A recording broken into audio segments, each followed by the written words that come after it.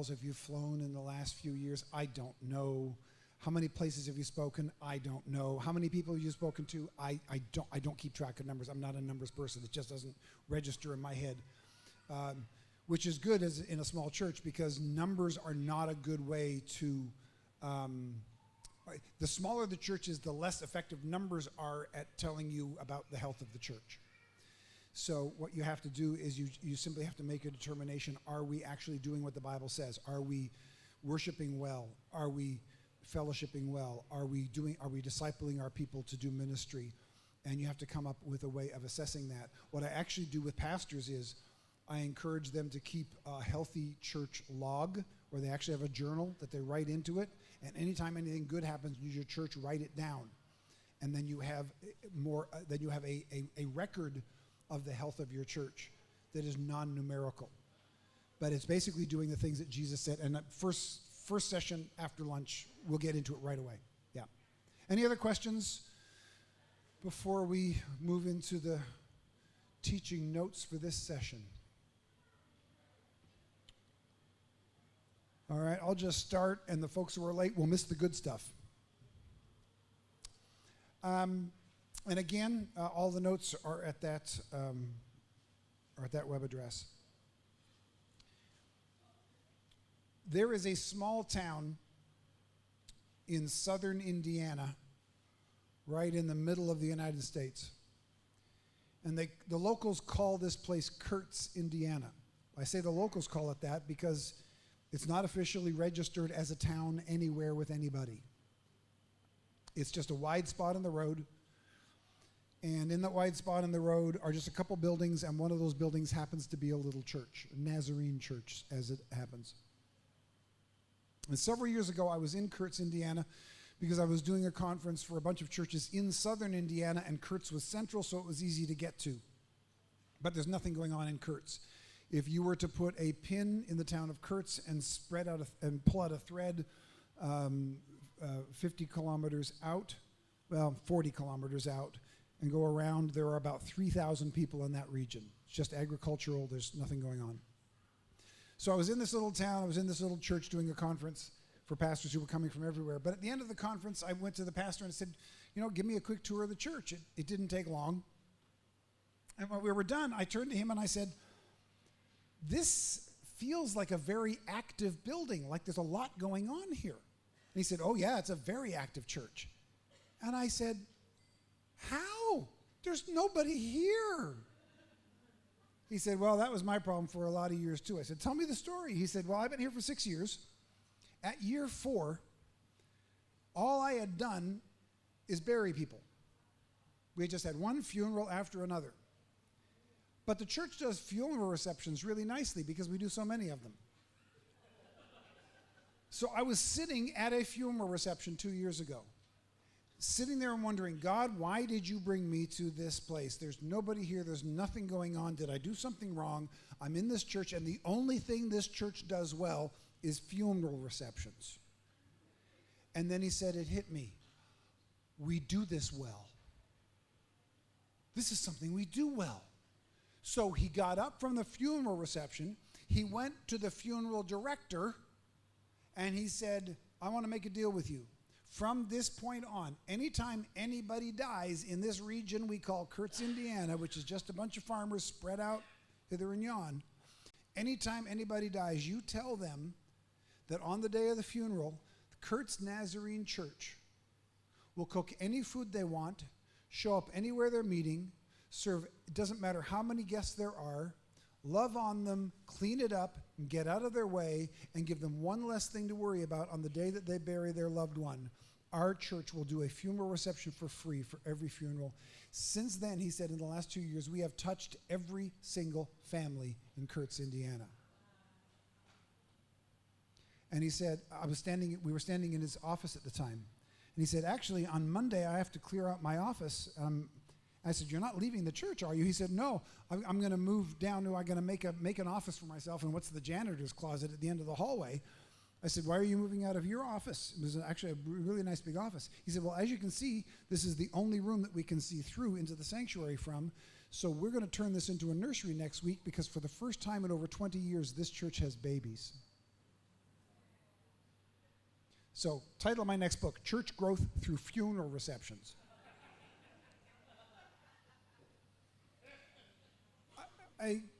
Every church does something well. Every group in the church does something well. You're overseeing a group of people. You're working with a group of people, and they do something well. The thing you do best, the thing you may be called to do the most, may be, like Kurt's, Indiana, may be the thing right now that looks like your biggest problem. And God may want to turn it into your biggest blessing. We have to have the open eyes to see it. I mean, this is a church, this is literal death. They took literal death and turned it into the thing they do well. If Kurt's, Indiana can figure out how to bring new life to a church through funeral receptions, God has called us all to do something well. So, in this session and the sessions coming, they're going to be shorter than the first one because we've established some of the groundwork. We're going to be shorter and they're going to be more practical. We're going to give you practical tools. And in this one, we're going to talk about how do we discover, like Kurt's, Indiana discovered, how do we discover that thing that we do well, and then how do we do it better? And what you have to do is this. Do what you know to do, pay attention to what works, and why. Let me give you an illustration for that. There's an old story about a guy who's walking around a farm, and he comes around the side of a barn, and there's been an archer shooting arrows into that side of the barn. And there are 5 painted targets on the barn, and there are 5 arrows, one each dead center of those targets. And he looks at the archer, he looks back at the targets and wonders, wow, how often are you standing here shooting at those targets that you can have 5 targets dead center? The archer doesn't say anything. He goes and he pulls the 5 arrows out, puts them in his quiver. He goes around to the other side of the barn. There are no targets on that side of the barn. There's just the barn door. 5 times he aims for the barn door. 5 times he misses it in completely different places. But the archer doesn't seem upset.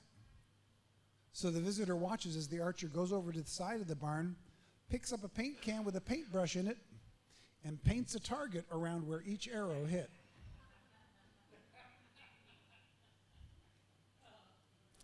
This, to me, is a wonderful illustration of how we can understand within our small church or in our department how to figure out what we do well. I want you to imagine that instead of shooting 5 arrows, the archer shot 100 arrows. If you shoot 100 arrows, you'll start to notice patterns if you pay attention. With arrows, the arrows will tend to clump. Maybe 50 of those arrows still will land randomly, but 25 of them will kind of clump in this area, and 25 of them will kind of clump in this area. So what do? You ignore the 50 that landed randomly, you get out a paintbrush, and you paint a target around where you're already hitting a lot, and now you aim there on purpose. So, after you discover what your church does well, do it on purpose. So, shooting arrows, what does that mean in a church context? It means doing the Jesus stuff. What does the Bible tell us that every church ought to do? We're supposed to worship Him. Let's do that. We're supposed to share our faith. Let's do that. We're supposed to disciple people to become better followers of Jesus. Let's do that. Let's take a look at all the things that the church is supposed to do, and let's just do the basics. Too often we're trying to get to the clever new method, and we haven't established the basics yet. This is like having a great dessert, but you're building it on a not very good meal. Get the meal right first. So we've got to do those basics. When you do that, now, like the archer shooting against the barn, notice what works and what doesn't. This happened in our church. For the first 7 years, we didn't do much. We just tried to get ourselves to a place of health again. For the next 7 years, we were doing outreach, and the church was getting larger, and we started asking ourselves, what is it that we're specifically called to do, and we couldn't figure it out. And then one day it hit me, so I actually brought it to our church leaders. I said, you know how we've been trying to figure out what our church does well so we can do it better? And he said, yeah. I said, I think I may have figured out something. Okay, what is that? I said, remember how last Sunday we said goodbye to so-and-so? Yeah. Remember how 3 weeks before that we had so-and-so on stage and we said goodbye to them? Yeah. And remember how a month before that we had somebody on stage and we said, like, this is depressing. You're talking about all the people that are leaving. Why are you doing that? I said, what did they all have in common? And they shook their head. I said, what they all had in common was that they were all leaving to go do ministry. One was going to become a full-time missionary. One had been hired on as a youth pastor. Another one went off to a different kind of ministry. There's seldom a month in our church where we don't have somebody on our stage to pray with them and send them off into full-time ministry. I said, we've been doing this without even trying. We are training and sending off ministers. What if we did it on purpose? I said, now if we do that, what we're going to do is we are going to invest time, energy, money, talent, and emotion into people who don't have much skill. And as soon as they get really, really good at that thing that we've been investing all of that into them, some other church is going to come along and be willing to pay them to do that. And they're so unholy, they're going to want a roof over their head and clothes on their back, so they're going to take the paying job. Can't blame them, because that's what I did. Right? And I said, are we willing to invest all this time, all this energy, all of this money, all of this emotion into people who will leave us as soon as they get good? And my deacon's response to a person was, it sounds like the kingdom of heaven, let's do it. It's amazing what you can accomplish if you don't care who gets the credit. And around California, around the U.S., and around the world today, including in Europe and in South America and in Asia. I don't think we have any former interns in Australia, not that I'm aware of. But throughout the globe, there are people that we have trained and set off in our full-time ministry from our church of still well under 200 people. Because we discovered, hey, we do this well. We train them up and send them out. So let's send them out on purpose. Let's do this thing that we are. And it was the thing that was most disappointing us. We keep losing these people. They keep leaving. It's depressing saying goodbye to everybody all the time. And then I said, let's do more of that. But with purpose, because we recognized what we were already doing well. Now I want you to notice, I'm not telling you, find what the cool new church down the street is doing. Find what the latest trend in church growth is. No, I'm saying discover your church's unique giftings and now emphasize it. Don't look around and say, they're all saying, if you do this, you'll have a big church. And it's not a thing that you do well. If you do funeral receptions well, do them well. Figure out what you do. Don't worry about what the others are saying, what the cool new idea is. Don't worry about that. Figure out what you do. So shooting the arrows, do what Jesus says, keep shooting those arrows. Pay attention to what works and why. And then once you figure out what works and why, start doing it on purpose. And then, after you start doing it on purpose, front load the value. Feature what you do well. By front loading, I mean this. There's a saying in journalism, and they call it burying the lead. And burying the lead is, you'll go through and you'll read it. You'll be, maybe online and you're browsing through, and somebody on your Facebook posts an article, and the title sounds interesting. And your friend recommended it, so you go, okay. You click on that and you start reading, and the first 3 paragraphs they're talking about their Uncle Bill.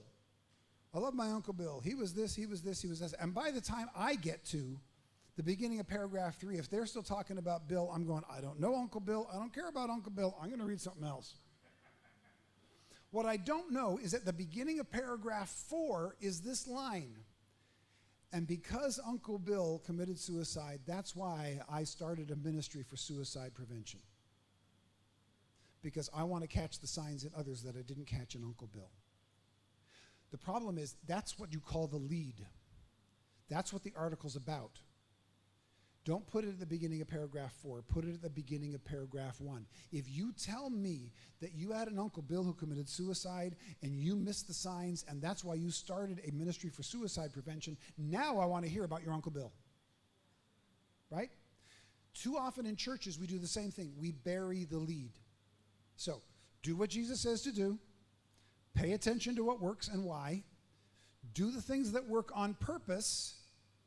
And then what do? Let everybody know about it. We were having the conversation the other day. We were mentioning Hillsong. Hillsong was not their original name. Why did they name Hillsong Hillsong? Because the songs were taking off, and they said, we're the one that's known for the songs. We're going to put it right in our name. Smaller church, same thing. There's a tiny little church in a little town in Ione, California. It's in Northern California, up in the Redwoods. Next to Ione, California, is a state penitentiary for men. There are more men in the state penitentiary than there are in the town of Ione. The people in Ione call them our friends in the gated community. I love that. And because it's a men's penitentiary, there are always women and children moving into town to be close to dad. But they're coming in with nothing. They barely the clothes on their back. And the kids are making a mess in the town. They're just driving everybody crazy. So this little church decides they've got a heart for kids. They want to reach these kids. They don't know what to do, so they actually go to the teachers in town and they say, what can we do to help you help the kids more? And they said they need backpacks. They show up on the first day of school. None of them have backpacks. We give them their books. Within days, the books are either lost or ruined. They need backpacks. So this tiny little church in this tiny little town gets a hold of another ministry and says, we need help. This is why. They show up with a truckload of backpacks. They give them away. Long story short, 3 or 4 times a year, they have a big event at their church. Backpacks at the beginning of the school year, boots at the beginning of the winter, summer clothing at the end of the school year for the summer. 3 or 4 times a year, they do big giveaways to these kids who are in desperate need and are ministering to these moms and to these kids whose dad is in prison. And these kids, very shortly after all of that, will leave because dad gets left out. They don't stay in Ione. That's not where they live. So they will not make their church bigger by doing this. But if you go to Ione, California today and you ask, where is Kingsview Assembly of God? Nobody will know what you're talking about. But if you ask, where's the church that cares for kids? Virtually everybody in town will know exactly who you're talking about because that is plastered on everything they do. Bigger print than their church name is the church that cares for kids.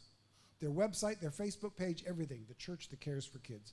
The picture on their Facebook page, the building is in there, but it's behind a bounce house filled with kids and the banner across it, the church that cares for kids.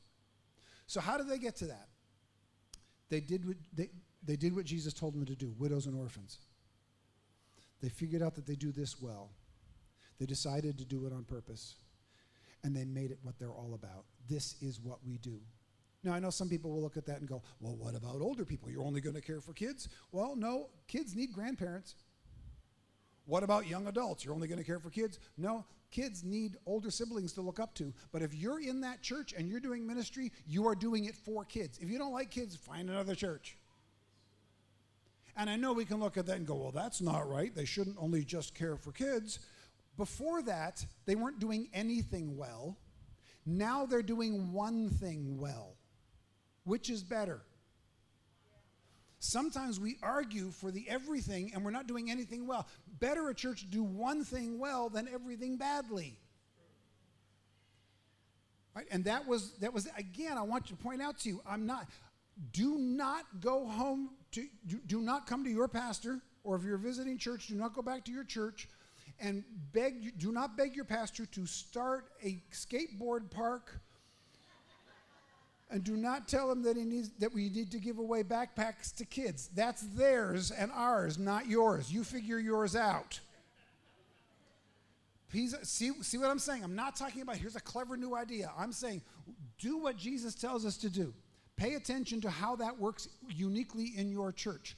Then do it on purpose, and then let everybody know here's what we're about. They shouldn't have to go through multiple layers of things to figure out what your church is passionate about and what your church has been called to do.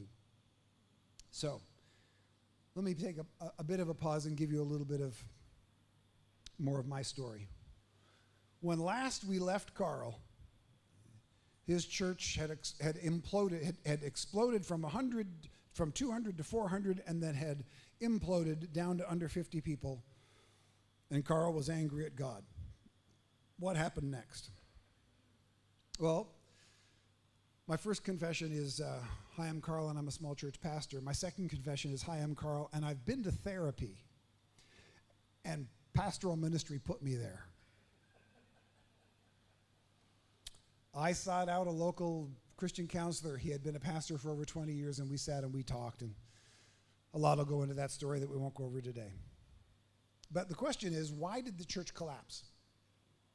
200 to 400 in less than 2 years, and then 400 to under 100, and often under 50 in less than a year.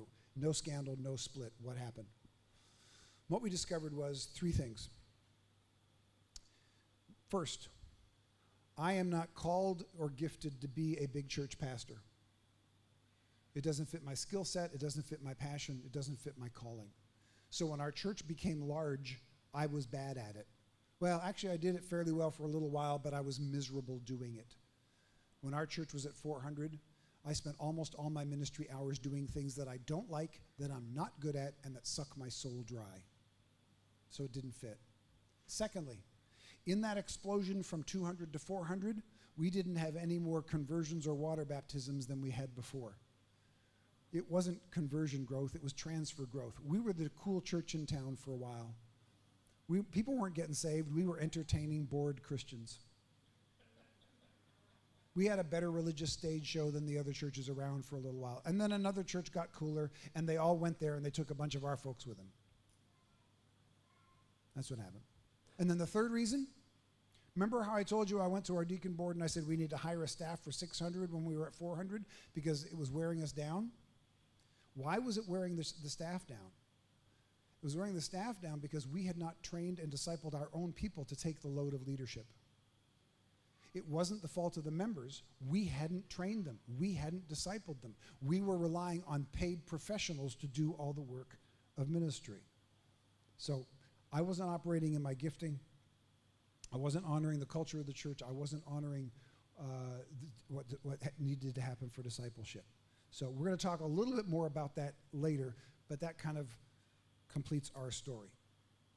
So in the middle of all of that, again, we're in this process. So then that was the time then that we began this process. I looked at it and went, okay, we're a small church.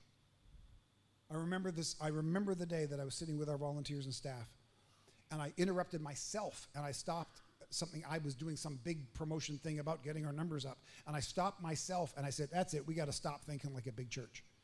And everybody in the room was, because that's the slogan of the church growth movement. You got to think like a big church if you're going to be a big church. I said, we got to stop thinking like a big church for one simple reason. We're not one. We're a small church. We got to figure out what a healthy small church looks like. And out of that came what I'm telling you. We said, let's just do what Jesus tells us to do. Let's pay attention to what works and why. Let's do that on purpose. And then let's let everybody know here's what our church is all about. Now, in order to do one thing well, you got to stop doing everything else. Or you've got to figure out how to use those other things to support the one thing you do well. And I know that's where all of a sudden panic hits everybody's hearts because, uh-oh, he's going to go for the sacred cows now. Oh, yeah, we're going to have hamburger for lunch. Not really. Before lunch, we're going to slaughter some sacred cows. How do we say goodbye to ministries that we have loved, to ministries that might even be serving some function, but that do not support the main thing that we know our church is supposed to be about? That third soil, right? Where the good seed is trying to grow up, but it's growing up among clutter. All kinds of other things. We're being spread too many places. We can't do it all. How do we pull the weeds without having World War III in our department or in the church? So let's talk about that. In places, well, here in down, like if somebody wants to live, in a very expensive part of Sydney, or somebody wants to live downtown Manhattan in New York City, they can go in there and they're going to be paying a ton of money for a very small apartment, and that small apartment will have a very small closet. But if you're living in downtown Sydney or downtown New York, and you want to look the part, you want to wear the latest fashion, you don't have enough closet space for that. So people who live in very tiny spaces actually have something they call the closet rule. And the closet rule is really simple. You don't put a new garment in until you've taken an old garment out. That's the closet rule. I talked about this a few months ago in a session, and a guy came to me afterward and says, my wife has exactly the same rule for the RV. We have a recreational vehicle, we travel around, we're retired, and it's a small one, and her rule is, I can't buy a new toy until I get rid of an old toy. The RV rule, we don't have enough room for it. So, closet rule for ministries is this: don't add a new ministry until you've dropped an old ministry. And some of our churches need a 2-for-1 sale. Here's the deal. In life and in ministry, you don't have to work for things to get cluttered. You have to work for things to stay simple. Clutter happens by itself. Clutter is easy. Simple is hard. And so in our church, we've learned we are always asking to declutter. What are we doing that we should not be doing? Where am I putting my energy that is taking it away from the better things? And here's the simplest way that I know to get to that point in the church, and that is to ask 2 simple questions that most churches and most departments within churches never ask. And it's this: what do we do well that we'd like to do more of? And what do we do poorly that we'd like to do less of? It's not rocket science, folks. And again, it's not what's the cool new church down the street doing. No, what do we already do well? Right? Do the Jesus stuff. Figure out what works and why. Do it on purpose. Put it out front. And now, in order to continue to do it better, stop putting energy into things that don't support that. We've got to... We serve a God who has limitless resources, limitless time, and limitless energy, but you are not him.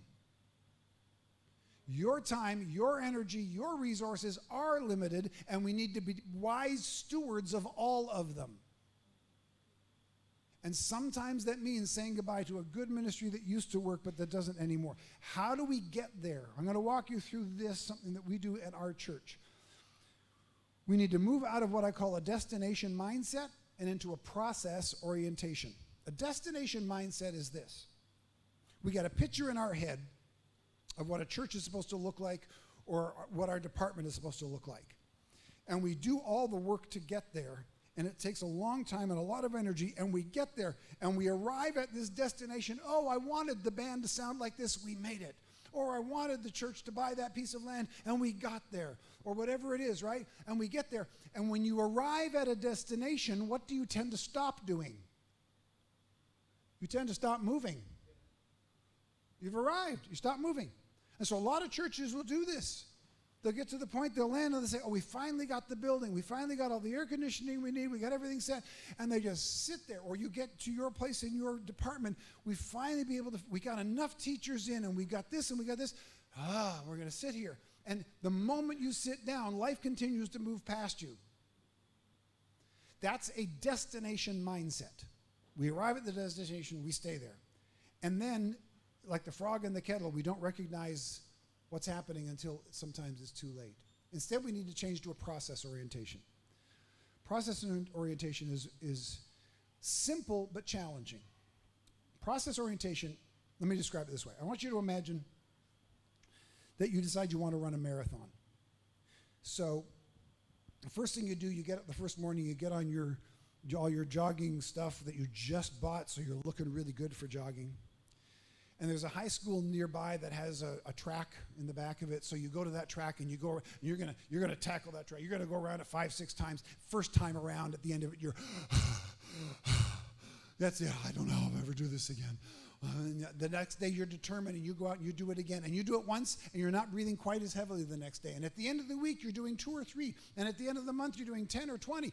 And at the end of a couple months, you're running a marathon on that track. And you're just going around and around. And look at what my finger's doing.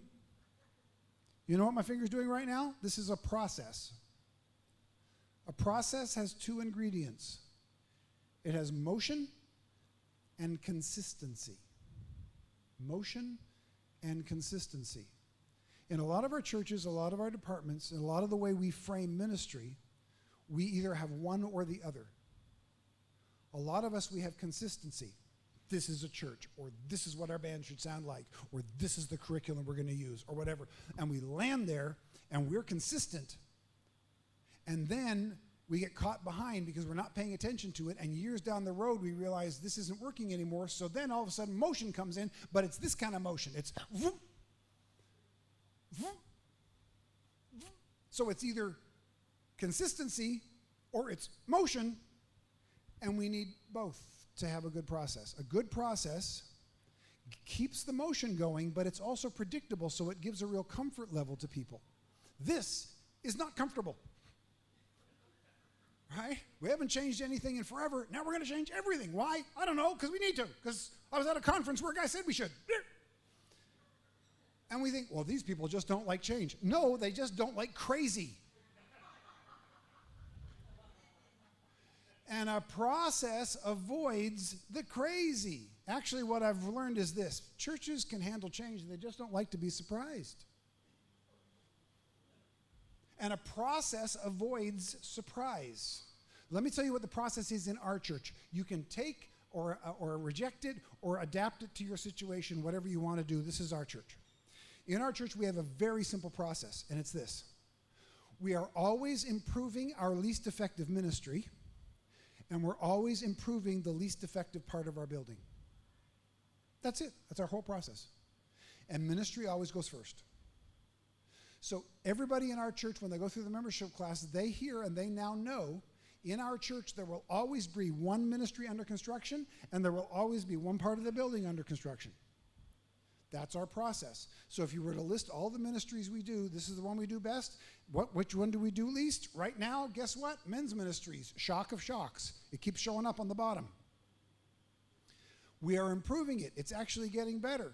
And I think within even a few months, we're going to say, hey, we're great. We're not going to stay there. We're going to continue improving. But at that point, it will no longer be our least effective ministry. So we'll look around and we'll find another least effective. What is now at the bottom of the list? We are always improving our least effective ministry. And then after that, we look at our building. So before men's ministries, the ministry we improved was our kids' ministry. Long story short, we ended up with a new person in kids' ministry and had to do a lot of training on her and so on. But she got great at it. She has some new ideas. So she improved our children's ministry. And then we said, now we need to improve the least effective part of our building. And guess what? The change in children's ministry now meant that the children's ministry area was now the least effective part of our building because it was built for a previous program and it wasn't built for the new program. So we led with improving the ministry, and then we said, now we've got to improve the building to fit the new ministry. Always improving the least effective ministry, always improving the least effective part of our building. That is our process. Take, leave, or edit that however you want. But the idea is that there's always motion. There's always something going on, but nobody's ever shocked by it. Nobody's ever surprised by it. Nobody's ever confused by it. They might get upset, but it's not because they don't have the proper information. Right? You can't help people getting upset, but you can help doing things that you know will upset them. And a good, consistent process really helps with that. And then the last piece for this session before we take a break for lunch. One of the ways that I've learned to help our leaders prepare for change is to give them enough time to ponder big decisions. So this will work in your department. This will work in the church as a whole. When I first came to the church, like I said, 5 pastors in 10 years. Everybody had new ideas. Everybody threw them around all the time. And the board told us they were not opposed to new ideas. They just simply wanted to be made aware of them so that they could do the calling that they were elected to do and be church leaders. And they just said, please don't just change things without letting us know at least. I thought, that's a fair question. And so I actually made them this deal. I told them this. I will never walk into a board meeting, and this applies to you as a department head or whatever it is. You will not meet with your team. I will not present a big idea in that meeting and ask you to make the decision about that big idea in the same meeting. Small ideas, no problem. We got to make this change. We got to pull this around. Yeah, let's figure it out. We're not going to delay everything. But let me give you an example of a big idea and how it worked. At year 7, when I discovered, hey, we've got a healthy church, one of the things that we started realizing as we started sharing with the neighborhood was that our current church had a really bad name in the community. And we realized we actually need to change our church name. So I brought that to our deacon board. I said, I think we need to change our church name. And the rule is, when you present them a big idea, they're not allowed to comment on it then. They're not allowed to talk with each other until the next meeting. They're supposed to take that time between now and the next meeting to think, to ponder, to pray, to ask the Lord to speak to their hearts about it if it's a really big issue. And changing your church name is a big issue. So I presented, I said, I don't even have a new name in mind. I think we need to change our church name because we've got a bad reputation in the community. We're starting to reach out, and we're fighting against bad history. I don't even have a new name. Let's think about it. Okay. We leave. Nobody talks to each other. Next month, we come back for our regular deacon meeting. We're done with the meeting. At the end of it, I turn to them and go, okay, I present it back to them again. I go, so you've had a month to think about it. What do you think about changing the church name? The longest serving, most respected member of the deacon board was the first person who spoke up. And he said, Pastor, when you said that last month, I thought, nobody's changing the name of my church. I thought, oh man, I'm dead in the water. And he said, but we went on vacation since the last meeting. I said, yeah, I noticed you were gone those 2 Sundays. He says, yeah, on the first Sunday, my wife was looking at local churches to go to on a Sunday, and she was looking through the list of churches and reading them off. And she read off the name of one church, and my response was, I don't want to go to that church. It sounds like some dull, dry, boring old church. And to which she responded, Al, that's exactly the same name as our church. I know this sounds like one of those made-up preacher stories. In fact, my publisher thought so too. I actually wrote this story and put it in my last book, Small Church Essentials. Moody emailed me and said, you know that story about the name change? Yeah. Did that actually happen? I actually had this conversation with Moody. Yes, it actually happened. Is the person that it happened to, can you still get a hold of them? I said, yeah, he's still in the church. They said, great. Can you write up the story just the way you wrote it for the book, but write it up in a letter, put a space on the bottom for him to sign it and for you to sign it, get him to sign that the story is true and send it to us. Because the story is too perfect. It's like preachers make up these stories sometimes, right? So today, at Moody Publishers in Chicago, Illinois, there is a file cabinet with a piece of paper in it and a signature verifying the truth of that story. Just so you know. So yeah, what happened? I gave the Holy Spirit a month to work on their hearts. And the most stubborn person in the room allowed God to do that, and his heart softened. See, here's the thing. Before I was willing to bring up a name change to the church board, I'd been thinking and praying about it for weeks and months, almost a year. And sometimes we do this with our departments or with our teams. We think through an idea, and we're occupied with it all the time. It's really because we're the leader of that team. We're thinking about it. We got this idea. We tweak it. We change it. We ponder it. Maybe not. And then when we come up with the idea, we bring it to the team, and we expect them to say yes in 20 minutes. But it took us weeks to say yes to it. It's not fair to demand a quicker decision from them than God demanded from you. If the Holy Spirit gave us weeks or months to think it through, we ought to give our own people, our own leaders, our own team members, give them a little more time to ponder big decisions. And here's what I've discovered, and it's worked in churches, church after church after church. I've heard the testimonies back from it. When you give your leaders and your team members, when you give them the respect of time, they will go along with you more often than you might think they would. They can handle the change. They just don't want to be surprised. So slow it down a little bit, just like the Lord was slow and he was slow and patient with you. You be slow and patient with your team members. They will come around more often because they will see that you're giving them some respect. And in that month, quite often in that month, it just came that way. In other months when we've had other big decisions, I end up having a lot of conversations. Someone will call or email me and go, I got some questions about that proposal. I know we're not supposed to make the decision about it till next month, but yeah, that's why we're taking the time. Come on in and have some questions. And we sit down, and I've had some of these big decisions where I've had hours and hours of conversation, but then by the time the decision's ready to be made, it was easy to make the decision because we gave them the time to have the conversations. They didn't feel rushed, they didn't feel manipulated because they weren't rushed and they weren't manipulated. And here's what also happened. In most of the other situations, their questions, their suggestions changed my idea and made it better. Gave them the time. And the smaller the church is, the more we need to cooperate with each other in that way. And that's it for this session. So we are going to have lunch, and then we're going to come back and we're going to take a look at a new way to look at vision casting that will completely change everything you've ever heard about vision casting, and is especially helpful in smaller churches and in churches where people come from different backgrounds. So we're going to start with that after lunch, which will be at what time, Pastor Johnny? At 1 o'clock. All right, we're going to come back in here at 1 o'clock.